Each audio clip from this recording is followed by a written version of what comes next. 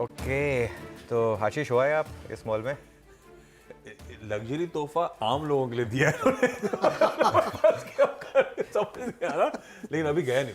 इनके दूसरे वाले फॉर्मेट पे गया हुआ जो पहले से था। हाँ वो तो बहुत ही ब्यूटीफुल है। अब ये लग्जरी वाला तो थोड़ा जाने में डर भी लगेगा मुझे तो। हाँ बिल्कुल, थोड़ी अगर फुटेज है तो देखते हैं। वैसे एक चीज़ मैं कहूँगा आशीष, अंबानी फैमिली के बारे में कि जो भी करते हैं ना ये ग्रैंड करते हैं, मतलब बहुत ग्रैंड। और आप मतलब जियो वर्ल्ड अगर गए हैं और हमारा CNBC TV18 का पिछला जो इबला अवार्ड हुआ था वो भी वहीं पे हुआ था। मतलब एक एक चीज़ पे ना, मतलब आप लिफ्ट में भी एंटर करते हैं ना तो आपको लगता है कि एक एक चीज़ का ध्यान रखा गया। मतलब क्या व्यू है, क्या है, सब चीज़ों का एकदम शानदार ध्यान रखते हैं। और ये खैर अगर आप मुंबई में हैं तो ये एक और आपके लिए मॉल जाने के लिए और ज़रूरत थी मुंबई को एक ऐसे लग्जरी मॉल की, क्योंकि दिल्ली में है ऐसे 2-3, लेकिन अब मुंबई दिल्ली में बेंगलुरु सब में है। सब में है और मुंबई में भी ज़रूरत थी तो खैर। मुझे तो इनका जियो मॉल भी बहुत अच्छा लगता है। हाँ बहुत अच्छा, बहुत अच्छा, white and wood colour combination beautiful है वो पूरा मॉल। बहुत बहुत अच्छा बना है एकदम, जैसे कहते हैं सब चीज़ों का ध्यान रख के एकदम ग्रैंड प्लानिंग के साथ। चलिए खैर, अब एक काम करते हैं, अब हम आते हैं आज के क्यूज़ पर। और आज मैं थोड़ा सा नीरज जी को प्रीएम्प्ट कर रहा हूँ क्योंकि आज ग्लोबल और डोमेस्टिक दोनों क्यूज़ का तड़का है। आज दोनों क्यूज़ मिलाकर हम एक समीकरण बैठाने वाले हैं मार्केट्स को लेकर। ऑब्वियसली आज का सबसे बड़ा क्यूज़ है फेड की बैठक और उसमें मार्केट को लगता है कि पॉज होगा। वो खैर हम सब जानते हैं 98% प्रोबेबिलिटी हो गई अब तो कि पॉज होगा, लेकिन बड़ा सवाल ये है कि हॉकिश पॉज होगा या डविश पॉज होगा, ये हमें नहीं पता। ये पावल साहब बताएंगे हमको आज। और जो यूएस की ट्रेजरी मार्केट है ना वो काफ़ी ओवरसोल्ड है, लेकिन काफ़ी ओवरसोल्ड वो एकदम एज पे है। मतलब मार्केट ना ऐसे है, आप एज पे हो ना, आप हल्का सा धक्का देने की ज़रूरत है बस, या तो उसको खींच लो कि भाई मत कूद, हल्का सा धक्का मिल गया तो वो फिर कूद जाएगा। वो इस समय वहाँ पे खड़ी है मार्केट। तो अगर पावल साहब ज़्यादा हॉकिश नहीं हुए तो शॉर्ट कवरिंग, लेकिन अगर हॉकिश हुए तो फिर बॉन्ड यील्ड बढ़ेगी। तो ये एक सॉर्ट ऑफ लिमिटेड व्यू वहाँ पर। लेकिन आज ग्लोबल क्यूज़ में एक जो अच्छा तड़का लगा मुझे वो ब्रेंट का है जो $85 पे आया है। वो नीरज जी से पूछेंगे क्यों आया, लेकिन आ गया 85 पे, वो एक बड़ा पॉजिटिव है मार्केट के लिए। लेकिन अब आप आ जाइए डोमेस्टिक क्यूज़ पर, और डोमेस्टिक क्यूज़ में आज मेरे लिए सबसे इंपॉर्टेंट क्यू है बैंक निफ्टी की वीकली एक्सपायरी। देखिए कल हमने एक चीज़ डिस्कस की थी आशीष की, ट्यूसडे और वेंसडे को मार्केट का पैटर्न थोड़ा बिगड़ जाता है। वो फिन निफ्टी और बैंक निफ्टी की जो बैक टू बैक एक्सपायरीज होती हैं वो नॉर्मली तंग करती हैं आपको। और कल फिन निफ्टी ने 3 बजे एक शार्प मूव दिया डाउन साइड पर, और आज बैंक निफ्टी की एक्सपायरी है। तो फिनेंशियल्स का थोड़ा सा टेक्सचर बिगड़ा हुआ है इस समय मार्केट में। कल भी आपने देखा होगा bank Nifty exact 200 day moving average से घूमा, और बैंक निफ्टी की भी एक्सपायरी पिछले 3-4 बार से तो अच्छी रही नहीं है। तो देख लेते हैं आज कैसे रहने वाला है।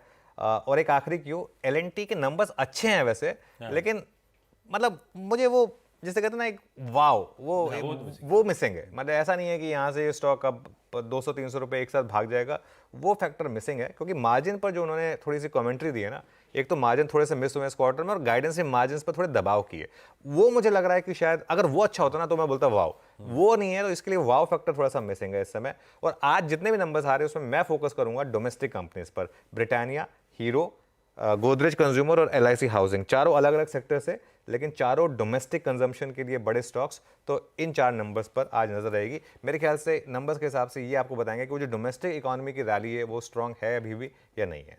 बिल्कुल ठीक। खूब एक्शन पैक्ड दिन है। ये 4 नंबर्स आपको कैसे, 4 निफ्टी, 6 वायदा बाजार के नंबर्स।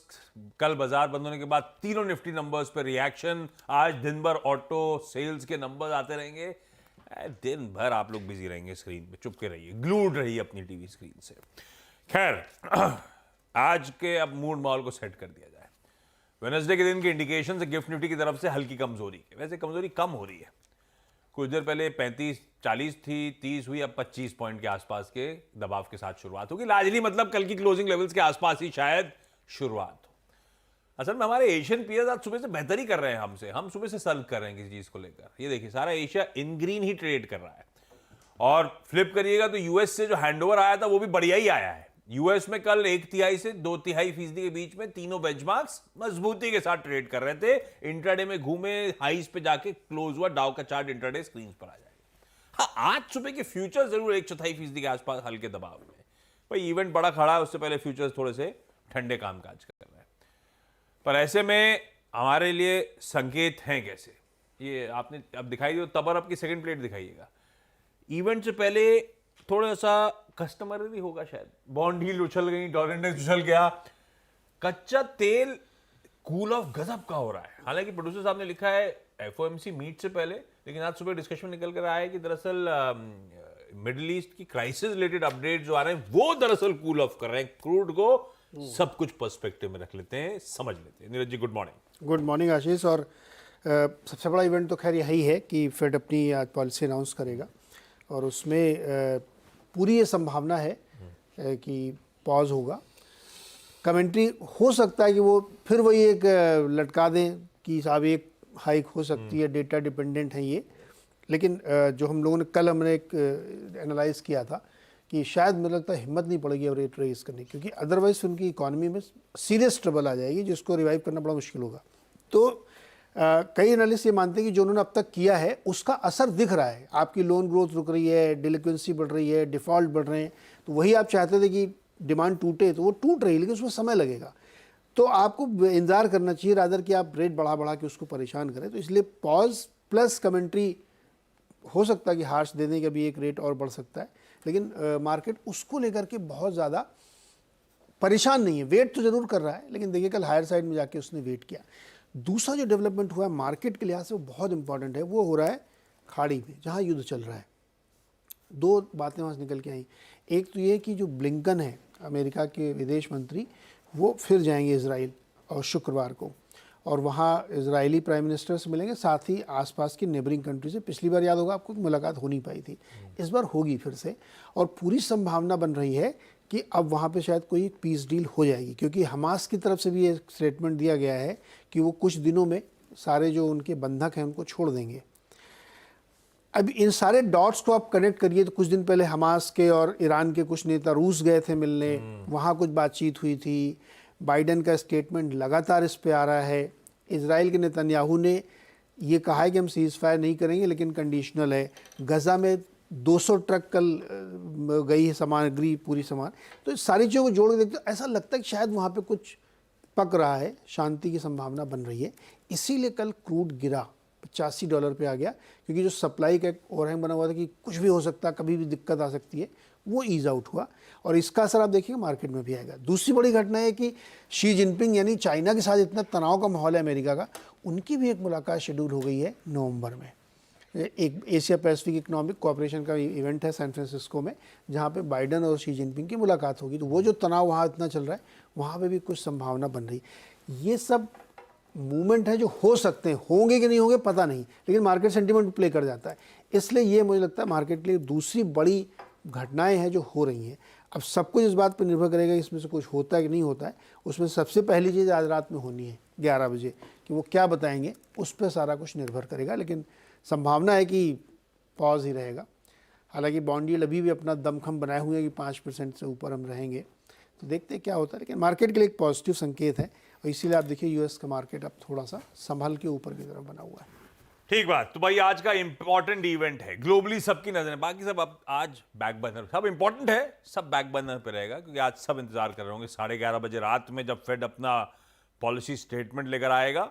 और अगर उसमें कुछ कंफ्यूजन हो गया या इधर उधर हो गया तो 12 बजे रात में जेरोमी पॉवेल साहब की प्रेस कॉन्फ्रेंस होगी। लार्जली स्टेटस को, लार्जली ये मान के चल रहे हैं कि वो अपने economic growth projections lift up करेंगे, बढ़ाते हुए नजर आएंगे, और सारी समीकरण डॉट प्लॉट समझाएगा ये हायर फॉर लॉन्गर।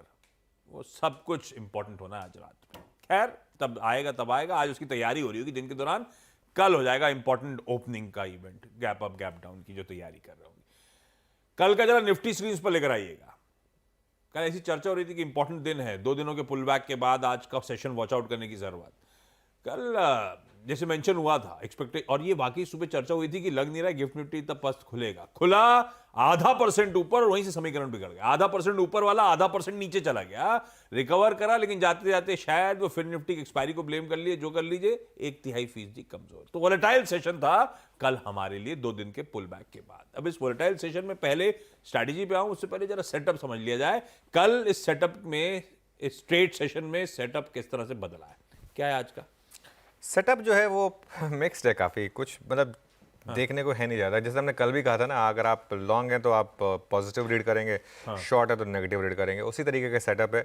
एफआईएस लगातार सेल कर रहे हैं। कल भी 696 करोड़, मतलब करीब करीब 700 करोड़ की सेलिंग आई।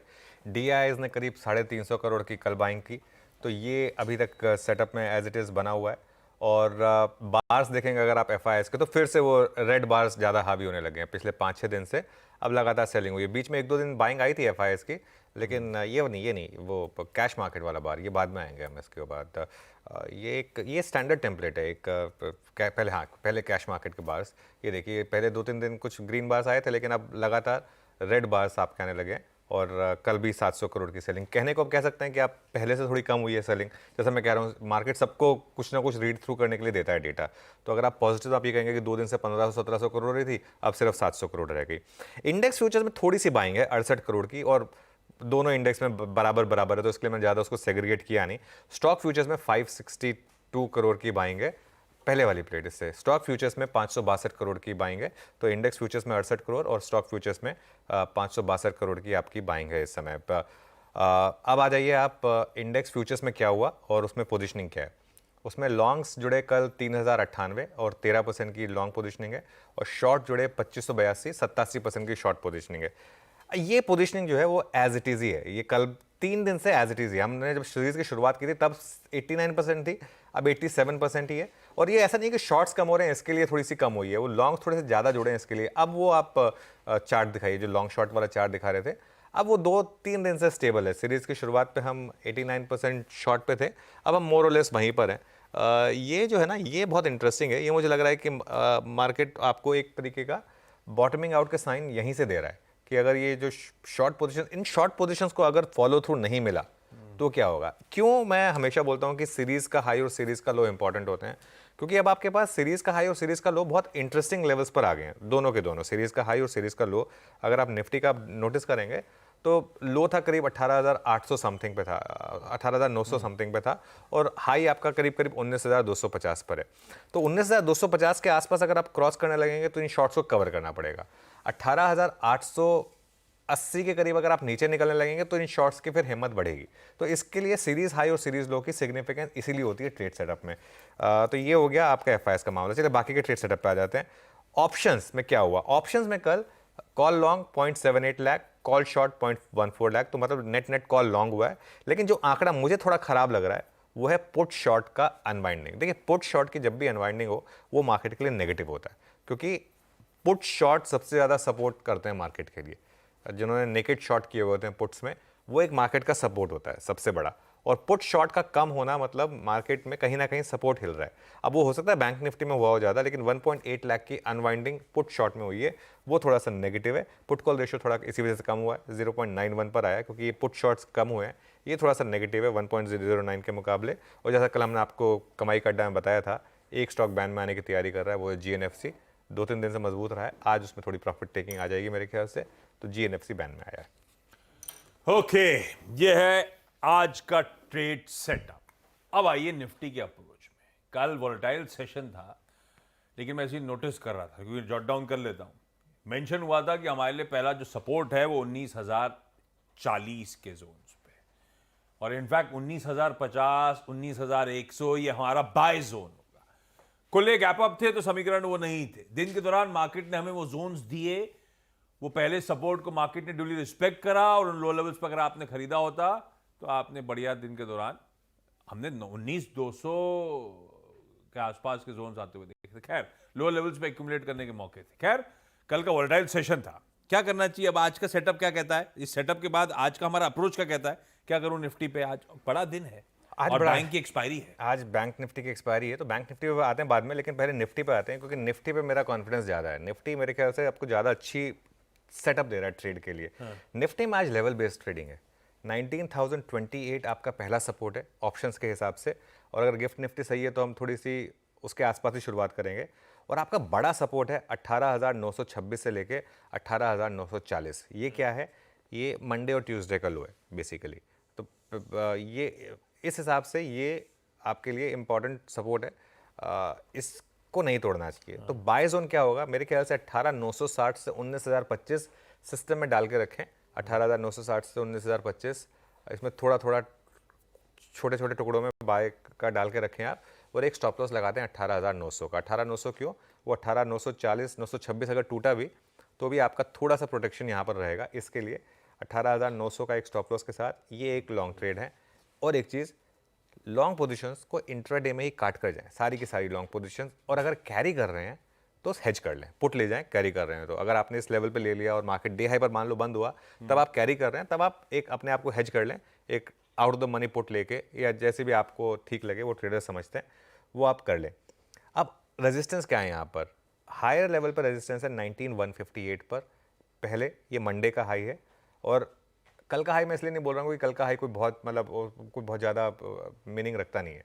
और जो दूसरा रेजिस्टेंस है वो है 19236 पर, वो ऑप्शंस के हिसाब से, कॉल ऑप्शंस के हिसाब से, और यहीं पर कल का हाई भी प्लेस्ड है 19236। तो ये जोन जो मुझे लग रहा है ना, ये नहीं टूटेगा, तो आपको सेल करना है इस जोन के बीच में 19150 टू 19200। अगर किसी भी कारण से ये लेवल मिल जाए 19150 टू 19200, यहाँ पर सेल करना है, और एक स्टॉप लॉस लगाना है आपको 19236 का।